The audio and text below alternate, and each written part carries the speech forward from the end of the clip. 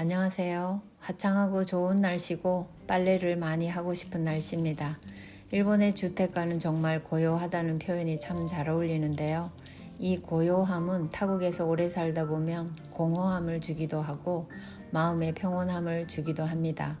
간간히 새소리도 들리고 하늘이 참 맑습니다. 일본은 비가 자주 오는데요. 며칠 동안 비가 많이 와서 빨래를 못했거든요. 4인 가족인데 3, 4일만 건너뛰어도 10km 세탁기를 4번은 돌려야 됩니다. 게으르다고 할지 모르지만 직장 다니면서 집안일하고 빨래하고 이런 게 좀 힘들 때가 있는데요. 신기한 게 남편이 여성 호르몬이 나오는지 어느 날부터 빨래를 해주기 시작하는 거예요. 전에 살던 동네 옆집 할아버지가 아침에 일찍 빨래를 널곤 했는데 매일 아침 서로 인사하면서 내 남편은 언제 빨래 좀 해주나 부러웠거든요. 저에게도 기적이 일어나서 남편이 빨래를 해주니까 자유로워졌습니다. 이게 별거 아닌 것 같지만 집안일은 해도 티가 안 나고 굉장히 힘들 때가 있어요. 남편이 도와주니 한결 편해졌습니다. 일본은 날씨가 화창한 날에는 모두들 이렇게 이불을 베란다 난간에 걸쳐 놓는 사람이 많아요. 해외 여러 나라에서는 미관상 보기 안 좋기 때문에 금지하는 나라도 있고 그렇잖아요. 공항에서 오는 길에 전철 밖을 보면 주택이나 아파트에 이불이 진짜 많이 널려 있는 걸 볼 수 있는데요. 이게 관점에 따라서는 사적인 부분이라 생각되기 때문에 저도 처음에는 이불 색깔을 옆집이 본다는 게 좀 민망했는데 지금은 적응이 되었고 확실히 뽀송뽀송하고 덮을 때 기분이 좋아요. 청결을 엄청 중요하게 생각한다는 의미에서 생활의 자연스러운 부분이고 깨끗한 인상을 주기 때문에 남이 보는 곳에 이불을 널어두는 게 민망한 게 아니라고 합니다. 습도도 상당히 높기 때문에 곰팡이가 생기지 않도록 조심해야 되니까 이렇게 하는 것도 있고요. 이런 습기 제거제를 이불장 속이나 옷장에 저는 써주는데요. 6개월에 한 번씩 바꿔주는데 보면 물이 가득 들어 있어요. 이렇게 해도 곰팡이가 필 때가 가끔 있습니다. 정말 습기가 일본에 이렇게 많나 싶을 정도인데요. 새로운 걸 교체해주는 중입니다. 오늘은 왠지 정리를 하고 싶어요.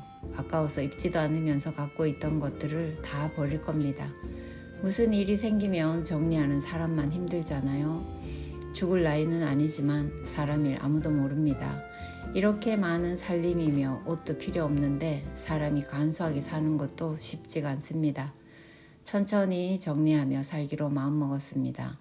얼마 전에 지인과 통화를 했는데 자신은 이제 속옷도 새 것만 입고 안 입는 것 다 버리고 깔끔하게 무슨 일이 생기더라도 자신의 소지품을 자식이 봤을 때 엄마가 이렇게 많이 아끼고 살았구나 하면서 울지 않게 해두고 싶다더군요.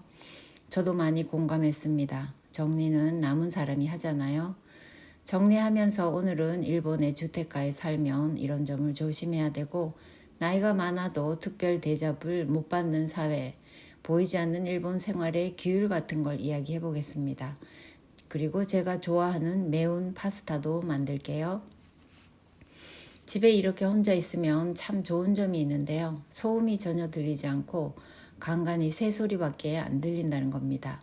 저희는 역 근처에 사는데도 상상할 수 없을 만큼 고요합니다. 이 고요함이 지금은 적응이 되어서 참 좋아하게 되었는데요. 처음에는 무척 답답했습니다. 일본 주택에서 살려면 기본적으로 이웃에게 소음이 밖으로 들리지 않도록 주의하면서 살아가야 하는데요. 내 집에서 뭘 주의하고 살아야 하나 싶을 수도 있는데 조심해야 합니다. 이 고요함과 평화로움은 모든 사람이 주의를 하기 때문에 있을 수 있는 일이니까요. 한국인인 저는 말할 때 옆 사람 막 때리고 박수치고 또 웃다가 바닥에 떼굴떼굴 구르고 그러는 성격인데요.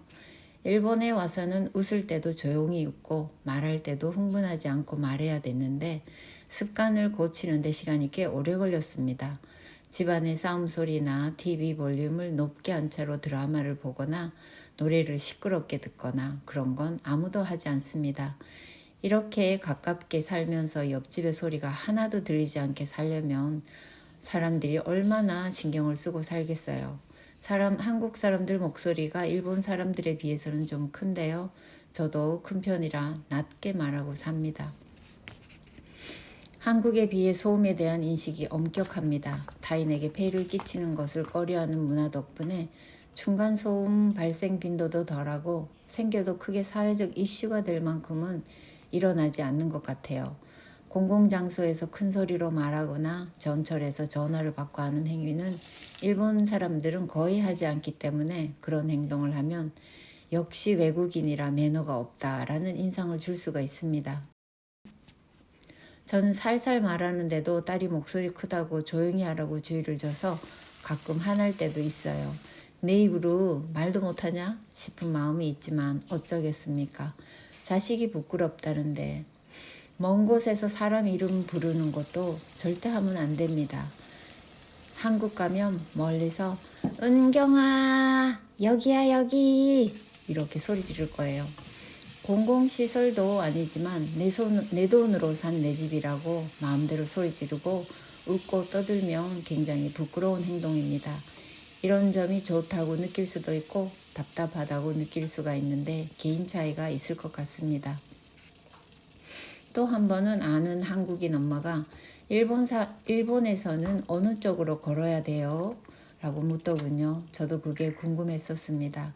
내 다리로 아무데나 걸으면 되지 어느 쪽이 있겠어요. 하지만 일본은 거의 왼쪽으로 걷는 사람이 많은데 특이해서 전에 찾아봤더니 차량이 좌측 통행이라는 이유가 있긴 하지만요. 역사적 배경이 있다고 합니다. 에도 시대에 사무라이들이 칼을 차고 다녔는데 대부분 오른손잡이니까 오른쪽으로 칼을 차고 다녀서 서로 부딪히지 않기 위해 왼쪽으로 걷는 습관이 생겼다고 하는 말이 있다고 합니다. 칼찬 사람들끼리 부딪히면 무섭겠네요. 어찌됐건 일본에서 에스컬레이터를 타면 이렇게 왼쪽에만 집중적으로 서 있고 오른쪽은 완벽하게 열려 있습니다. 빨리 가고 싶은 사람을 위한 배려인데요. 오른쪽에 서 있는 사람은 아무도 없습니다. 그리고 전철을 탔을 때도 정말 조용하고 전화를 받으면 주변이 너무 고요해서 눈에 띄기 때문에 문자로 해야 합니다. 노약자석에도 함부로 앉으면 안 돼요. 그리고 타인과의 거리를 원하기 때문에 옆 사람과 몸이 닿을 정도의 넓이의 의자에 끼어 앉는 일은 거의 없습니다. 한국은 가끔 연세 드신 분이라든지 몸이 닿을 정도의 좌석에 끼어 앉는다던가 할 수도 있고 저도 그게 별로 나쁘다고 생각하지는 않지만 일본에서는 그러면 아마 벌떡 일어날 듯 싶네요. 사람 몸이 닿는 걸 놀래합니다. 지금 제가 만드는 파스타는 페페론치노인데요. 11분짜리 면을 사용했고 느끼하지가 않고 칼칼하고 진짜 맛있습니다. 계속 이야기할게요. 좀 연세가 드신 할머니가 앞에 서 있다고 젊은이들이 선뜻 자리를 비켜줄 거라고 생각하면 안 돼요. 이 부분이 참 신기했는데 저는 모든 연세 드신 분들은 앉고 싶을 거라고 생각하고 살았는데 저희 시어머님의 말을 듣고 이런 경우도 있을 수 있겠구나 라고 느낀 적이 있는데요. 시어머님이 78세 정도였을 때 전철을 타고 체육관을 다니셨는데 오늘 어떤 젊은이가 자리를 비켜줬는데 기분이 별로 안 좋다고 하셨어요. 내가 그렇게 늙어 보이니 하시더군요. 네 어머니, 농담입니다. 제 말은 원하지 않는 분들도 꽤 있다는 이야기입니다. 실제로 저도 좌석을 양보했다가 거절당한 적이 있는데 내가 실수했구나 싶었어요. 왜냐하면 일본에서는 좌석을 양보하지 않는 것이 도리어 예의로 여겨질 수 있는 경우가 있습니다. 노인들이 자신을 약자로 봐주는 것보다는 독립적이고 건강하다는 이미지를 지키고 싶어하는 경향이 있기 때문인데요.